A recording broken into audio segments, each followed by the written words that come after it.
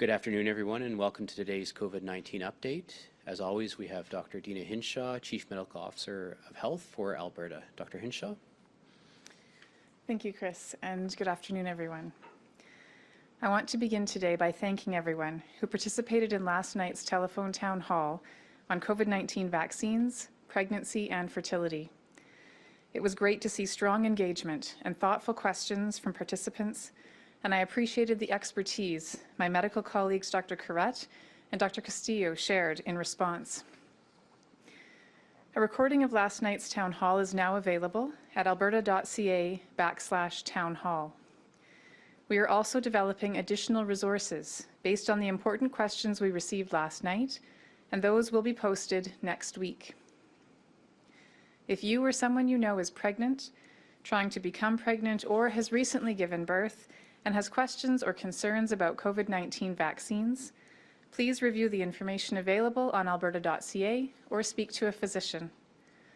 The risk of severe outcomes from COVID-19 infection in pregnant women has increased, with variants of concern, including the Delta variant that is now the dominant strain in Alberta. Vaccination against COVID-19 is the best way to protect both parent and child from the virus and the long-lasting side effects it can cause. I'd like to remind Albertans that vaccine hesitancy can be very complex, and we know that fear and uncertainty are major drivers of it. To help address this, it's critical that people seek accurate information from trusted, expert sources to make the best informed decision that they can. It's just as important that vaccine-hesitant individuals are treated with compassion and understanding as they go through that decision-making process. If there is someone in your life going through this, I encourage you to reach out and offer supports to help connect them with reliable resources. Turning to today's numbers, over the last 24 hours, we identified 531 new cases of COVID-19 and completed about 10,200 tests. Our positivity rate was about 5.4%. There are currently active alerts or outbreaks in 245 schools. Of these, 3 schools had 10 or more COVID cases who attended in the last 14 days while infectious.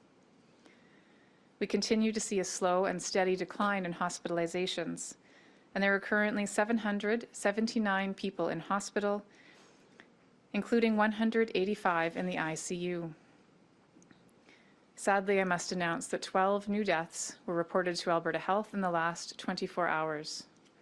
I extend my condolences to those mourning the passing of these people and to anyone who has recently lost someone they cared about, no matter the cause. You are not alone. There are supports to help you during this difficult time. While we are still dealing with the 4th wave, there are joyful moments in our lives.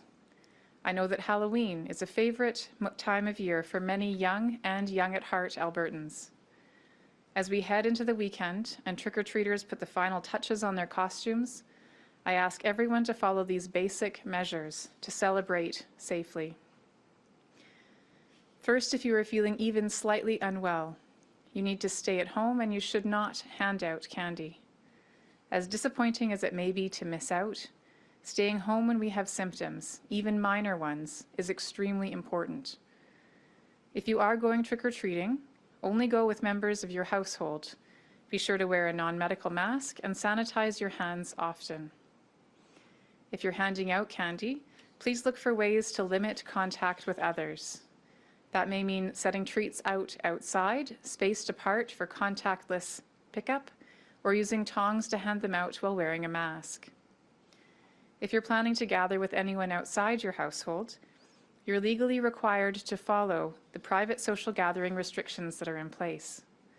This means no indoor private social gatherings for adults who are not fully immunized, and indoor gatherings for those who are fully immunized are limited to up to 10 people with no more than 2 households.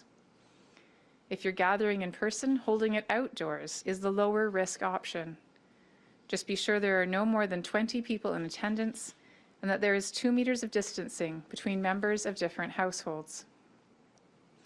These simple precautions can be very effective at limiting the spread of COVID-19 if we all do our part. We've shown they work time and time again. Let's make good choices to ensure there's no Halloween spike in 2 weeks from now. Finally, I want to thank Albertans for continuing to drive cases down by following public health measures and getting fully vaccinated. The last month has shown us just how powerful that combination is. I also want to remind Albertans that free influenza shots are available to anyone 6 months of age and older. If you haven't yet received your flu shot, please do so as soon as you can. Appointments are available through the online Alberta vaccine booking system or by contacting your local pharmacy directly. If you still need to get a COVID vaccine dose, you can get your COVID vaccine at the same time to protect you from both viruses. Thank you, and I will now take questions. Thank you, Dr. Hinshaw. We do not have any media here in the room in Edmonton today, so we will be going straight to the phone lines. Operator, can you put through the first caller, please? Jason Herring, Calgary Herald. Hi, good afternoon, Dr. Hinshaw. I understand that Alberta is now releasing some of the federal resources it had received in order to deal with the fourth wave in hospitals. Wondering if you can provide any details on that. I don't have direct involvement in the decisions around acute care management and staffing of acute care. So again, it's my understanding that as the impact on acute care goes down, that Alberta Health Services is working in an ongoing way to make sure that resources are deployed where they're needed to provide care to Albertans, not just for COVID, but other health conditions. But specific questions around exactly what those resources are, where they come from, would be best directed to Alberta Health Services. Jason, do you have a follow-up? All right, yeah, that sounds good. On a different topic, there does continue to be a disproportionately high number of cases and a high positivity rate in the north and central zones, and there's some problems in hospitals in the area, including at Rocky Mountain Hospital, which has paused acute care admissions due to an outbreak. Immunization rates are also well below provincial averages in a lot of these communities.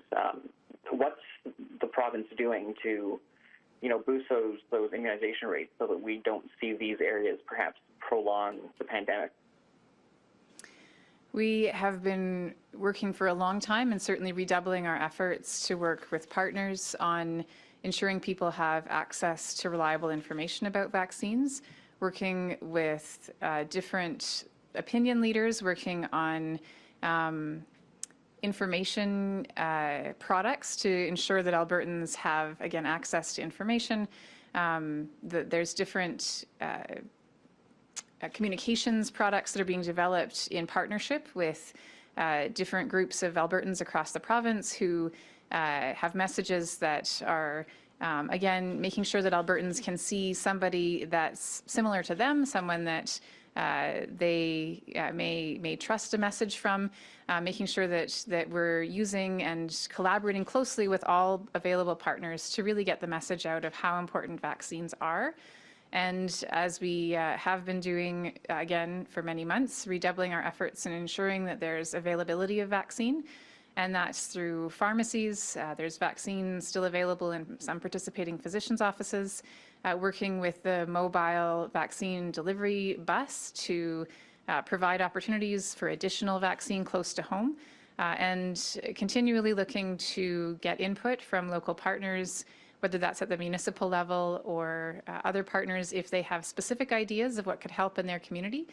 But ultimately, it really is just, again, continuing to provide the opportunity, continuing to provide the information, and working as much as possible with partners so that there's a range of voices that can emphasize the message about how important vaccinations are. Operator, please put through the next caller. David Staples, Edmonton Journal. Hi, Dr. Hinshaw. In late September, the Canadian and Alberta Medical Association were calling for fairly strict restrictions put in. They called it a fire break lockdown that would have included both restrictions on the unvaccinated and far more on the fully vaccinated. The Alberta government didn't go in that direction, yet we see case counts crashing right now from an average of about 1,600 a week or 1,600 per day to about fewer than 600 per day. Why has it, without that fire break, why do you think case counts have been dropping so much in Alberta? There are two things that impact the transmission rate in the province. One is our vaccination rate, and the other is the overall number of transmission events where someone who's susceptible is exposed to someone who's infectious. And that second piece is heavily influenced by how many people are in contact with others outside their household every day, how many of those in-person interactions happen. As you know, we put in measures on September 20th that significantly reduced the number of in-person interactions happening in many different venues. And the restriction exemption program, which did two things. First of all, it provided additional incentive for people who may have been willing to be vaccinated but just hadn't gotten around to it yet to go and access the protection that vaccines offer. So that increases that vaccination coverage, and it also creates opportunities so that those spaces covered by proof of vaccination for participating venues, that those spaces now have the people in person who are much more likely to be protected. Again, the people who aren't vaccinated can provide proof of a recent negative test, which lowers the likelihood of an infectious person attending, doesn't eliminate it, but lowers it. So I think the combination of reducing the number of in-person interactions that happened, as well as increasing vaccination rates, have provided a combination that has reduced our cases, reduced transmission, and is slowly reducing acute care impact. But I do want to emphasize that we continue to have a high acute care burden. So we do need to continue all of those things, continue increasing vaccination coverage, and continue reducing our in-person interactions so that we can get our acute care system out of this difficult spot. David, do you have a follow-up? Yes, the NDP right now is calling for a full review of COVID policy, including how the fourth wave happened, what went right and wrong. And the Kenney government is rejecting that, saying this kind of review should come later after the crisis is over. I'm just wondering if we're not going to have that review right now, if you might be open. I know Albertans have a lot of questions themselves, not just the media, but Albertans have questions. If you might be open to something like going on Facebook for a couple nights in a row even and answering questions from Albertans as you've done in the past. Certainly, that's something I could talk to our communications team about. I think the important thing for Albertans to know is that it's very clear, and I think I've been clear about this over the past couple of months, that while I felt that I was making the best recommendation at the time in early summer to move towards an endemic approach, that it was too early. And so I think Albertans probably have a lot of questions about how that happened and what happened after that. I think right now the most important thing is to continue to do the work to get ourselves out of the fourth wave. And I can assure Albertans that the lessons learned in terms of the assessment of timing and making sure that we learn the lessons from certainly the public health recommendations that were put forward, that those messages are clear, and so that eventually we will need to shift to an endemic state, but it will take longer than we had originally anticipated. And it's just really important for Albertans to know that those lessons learned are not dependent on an external review, but that those are things that, of course, we're learning as we go and trying our best, as we have always done, to balance the mitigation of the direct impacts of COVID with the mitigation of the indirect impacts that restrictions can cause. Operator, please put through the next caller. Wallace Snowden, CBC. Hi there. I have a two-part question on enforcement surrounding the vaccine passport program. There are about a dozen restaurants that have faced enforcement action to date this month for failing to comply with this restrictions exemption program. What would you say to those operators that continue to defy these orders about the kind of risk this poses to public health? And what kind of pressure are these rule breakers placing on frontline enforcement? So to those who are not following the current public health measures, I would say you may think that you don't matter. You may think as a small operator that the choices you make don't make a difference in terms of the overall impact of COVID on the population. But I would say to those operators, you do matter. The actions that you take matter not only because the risk of infection events is greater when those restrictions are not followed, but also it sets a tone that others see. So it's critical that all of us continue to work together to reduce the risk of COVID transmission in the province. Every single person matters and everyone's actions matter. And our ICUs continue to be at extreme capacity. With 185 people in ICUs today for COVID, we continue to sit at about the peak of what we reached in our third wave, where we need to come down from that because, of course, that's just the COVID patients, and there are other patients in ICU as well. So again, I would reinforce that it's critical that we continue to work together to protect our neighbours, and everyone's actions matter. Wallace, do you have a follow-up? Sure. A dozen isn't a huge number, but it is fairly significant when you look at, the historical numbers of restaurant enforcement. Is this still being driven by complaints, a complaints-driven enforcement, or is this part of a targeted enforcement push?